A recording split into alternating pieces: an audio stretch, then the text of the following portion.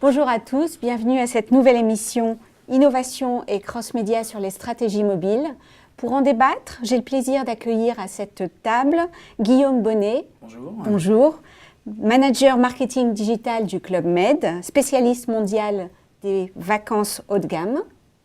Pascal Lano. Bonjour. Bonjour. Directeur éditorial communautaire et mobile de voyagesncf.com, première agence de voyage en ligne en France. Nicolas Le Hérissier. Bonjour. Bonjour. Directeur marketing et communication de oura.fr, premier cybermarché en France. Et Pascal Pouquet. Bonjour. Bonjour. Directeur des nouveaux médias du groupe Figaro, leader en France des groupes de presse. Alors, Guillaume Bonnet, je commence avec le Club Med. Vous avez opéré un repositionnement réussi en termes de segment de marché. Vous adressez maintenant une clientèle haut de gamme. Dites-moi concrètement comment est-ce que le canal mobile a pu vous aider, quels sont vos enjeux et quels sont les services que vous mettez autour de ce que vous proposez pour le canal mobile. Très bien, nous avons au Club Med 3 enjeux. Le premier, c'est de répondre d'abord aux attentes de nos clients, parce qu'on a une marque très client-centrique, c'est important pour nous. Et petite anecdote, par exemple, on a lancé il y a 3 ans un groupe sur Facebook qui compte aujourd'hui 100 000 fans, un peu plus de 100 000 fans. Et on essaie de rencontrer à chaque fois nos clients. Et lors de l'un de ces dîners, on leur a demandé, pour vous, ça serait quoi la stratégie mobile, le Club Med et le mobile? Et les gens nous ont dit... moi, je prends énormément le RER, j'ai beaucoup de temps devant moi et j'aimerais pouvoir consulter les offres. Pour l'instant, votre site n'est pas optimisé pour les smartphones, donc j'aimerais bien pouvoir consulter lors de mes trajets, lors de mes transports, les offres Club Med. J'ai une autre personne qui m'a dit, moi j'utilise plutôt un iPhone, mon mari utilise plutôt un BlackBerry. Est-ce que c'est possible d'avoir un site qui permette d'être compatible avec les terminaux que nous utilisons? Et une autre personne nous a dit, moi j'ai un vieux modèle, c'est très long en termes de chargement, est-ce que je pourrais consulter le site rapidement? Et donc du coup, ça nous a permis d'avoir un cahier des charges assez rapidement, de pouvoir faire des focus group, de tester, de retravailler avec ces personnes et finalement d'apporter le site mobile qu'elles souhaitaient. Il y a un deuxième enjeu qui est la visibilité, parce que du coup, les mobinautes deviennent de plus en plus importants. J'ai en tête une première étude qui vient de Morgan Stanley qui explique qu'à partir de 2014, le surf sur mobile va dépasser le surf sur Internet. Donc il y a des vraies réalités de trafic et de marché. Et enfin, toujours sur cette partie visibilité, j'ai en tête une étude de Benchmark Group qui indique qu'en France, sur l'année 2010, il y a eu 3 millions de M-acheteurs, c'est le nouveau terme, donc d'acheteurs sur mobile, et que d'ici 3 ans, ce chiffre va quadrupler. Donc il y a une véritable opportunité à la fois en termes de visibilité et de business. Et enfin, un troisième enjeu qui est la multicanalité, parce que le Club Med, c'est 25 agences en province et 25 agences en région parisienne. Et on croit énormément dans la complémentarité entre les différents terminaux digitaux et aussi le offline. On a des équipes d'experts qui sont en agence et l'idée c'est de toucher massivement les personnes qui veulent avoir des informations sur le tourisme et soit les inviter à transformer sur le site internet, soit les inviter à transformer directement en agence, donc avec des principes de géolocalisation sur notre site mobile. Donc notre site mobile a maintenant 2 ans et on essaie de le faire évoluer au fur et à mesure, toujours en prenant en compte les retours de nos clients.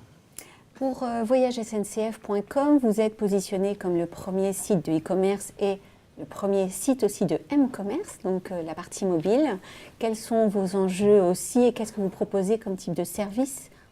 Alors très rapidement, le mot-clé chez nous, c'est la mobilité, évidemment. Notre volonté, c'était d'accompagner tous nos clients, tous nos mobinautes, avant, pendant et après leur voyage. Alors c'est vrai que nous sommes présents, nous aussi, avec un site mobile, mais aussi via des applications sur iPhone, iPad, Android, BlackBerry et bientôt Windows Phone aussi. L'idée, c'était de permettre l'achat, la réservation et l'échange express de billets, de pouvoir accompagner aussi pendant le voyage le mobinote, lui donner des informations sur les services à bord, d'éventuelles informations, perturbations, et puis aussi les services qu'il trouve une fois arrivé en gare. Très bien.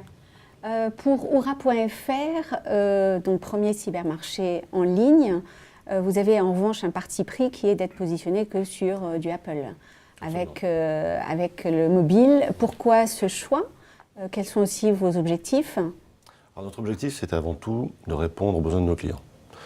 On s'est rendu compte que par les habitudes de vie de nos clients, par leurs problématiques, la mobilité, c'est quelque chose de très très important pour eux. Ils avaient besoin de pouvoir accéder à Oura par différents moyens, que ce soit, je dirais, à la machine à café, dans les transports ou dans tous les petits moments perdus de la journée, comme si finalement ils étaient sur un PC ou un Mac. Donc il était important de leur offrir d'une part ce service, mais également de réduire, je dirais, leur temps d'attente en livraison. Aujourd'hui, on est très très vigilant sur, je dirais, la ponctualité de nos livreurs, c'est très important. Si vous faites livrer, c'est pour gagner du temps avant tout. C'est pas pour attendre un livreur qui aurait dû être là. Donc déjà, on est très vigilant sur les créneaux. Et en géolocalisant nos camions, nous permettons de prévenir, grâce notamment à l'iPhone, que le livreur va arriver. Donc ça, vous n'êtes même plus obligé de rester chez vous, vous pouvez aller faire du shopping, vous pouvez aller vous promener, vous occuper de vos enfants, et donc vous allez être averti. Donc ça, c'est d'abord répondre, je dirais, aux besoins de nos clients. Alors pourquoi Apple? Je dirais, c'est tout simplement parce qu'on s'est rendu compte que nos clients sont très très Apple. Il y a un suréquipement Apple, enfin iPhone, iPod et iPad, puisqu'en fait ce sont les trois plateformes sur lesquelles fonctionne cette application, qui est massive.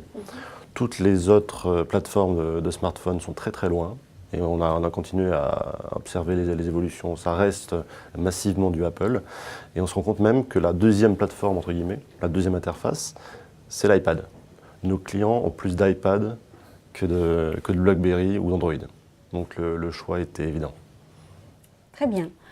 Pour le groupe Figaro, alors vous êtes effectivement précurseur. Vous avez investi depuis très tôt les nouveaux médias. Quels sont vos enjeux par rapport à ces supports émergents? Vous êtes présent, on le sait aussi depuis récemment, sur l'iPad. Maintenant, je commence à dire l'iMad, ça devient un abus de langage avec la puissance de votre communication. Est-ce que vous pouvez nous en dire un peu plus? Oui, il y a deux enjeux majeurs. Le premier, c'est que les tablettes, les smartphones, sont des nouveaux canaux de distribution de nos supports. C'est-à-dire que vous pouvez désormais lire le Figaro, le magazine, le Madame, sur ces supports-là. Tout ça s'inscrit dans un mouvement général qui consiste à rapprocher nos supports du lecteur. Jadis, il y a encore le kiosque. On s'est rapproché du lecteur avec le postage, puis le portage. Vous trouviez votre quotidien sous le paillasson. Et aujourd'hui, vous le retrouvez effectivement sous la table de chevet. En prenant votre tablette, vous pouvez chaque matin lire le Figaro. Le deuxième enjeu, c'est de prolonger, ou plus exactement, de ne jamais interrompre la relation avec le lecteur sur l'Internet mobile. 24 heures sur 24, maintenant, effectivement, vous pouvez, en prenant votre smartphone, consulter l'information sur le Figaro.fr. De ce point de vue, on voit qu'il y a une très grande complémentarité entre les usages. Nous, on a beaucoup sur le Figaro.fr une consommation sur les heures de bureau. Et on voit que la mobilité a apporté une consommation complémentaire. Très tôt le matin, les gens se lèvent et ils consultent effectivement l'information sur leurs applications mobiles. Dans les transports, naturellement. Le soir, au coucher. Et beaucoup le week-end, le samedi, le dimanche. Les gens consultent l'information sur les supports mobiles. Et de 15 à 20% de notre trafic sur ces créneaux-là est réalisé en mobilité. Et cet élément-là introduit un élément radicalement nouveau dans le contrat de lecture, qui est la nécessité d'informer les premiers. C'est ce qu'on appelle la bataille du show. Jadis, la primo-information, c'était un petit peu l'apanage des chaînes de télé en continu ou des radios. Désormais, nous, groupes de presse, effectivement, on participe de cette bataille-là. Un des éléments structurants de la crédibilité d'un média sur le mobile, c'est d'être le premier à délivrer l'info sur votre site, mais aussi via des alertes, des notifications push. Et donc, c'est aussi effectivement un élément très très important du nouveau contrat de lecture qui refonde un petit peu la relation à nos lecteurs. Une anecdote à ce sujet, le Figaro.fr a été le premier média français à annoncer la mort de Ben Laden, 4h47 du matin. Et ça, effectivement, c'est très très important en termes de promesse vis-à-vis du lecteur, savoir effectivement que lorsque vous avez une application Figaro, des notifications Figaro, vous serez le premier à être informé. Alors recevoir la petite alerte à 4 Exactement. heures du mat. Alors après, c'est un enjeu chez nous, savoir effectivement est-ce qu'on doit réveiller nos lecteurs à 5 h du matin. C'est vrai, c'est un débat. C'est un débat. J'ai été réveillé par des SK, personnellement.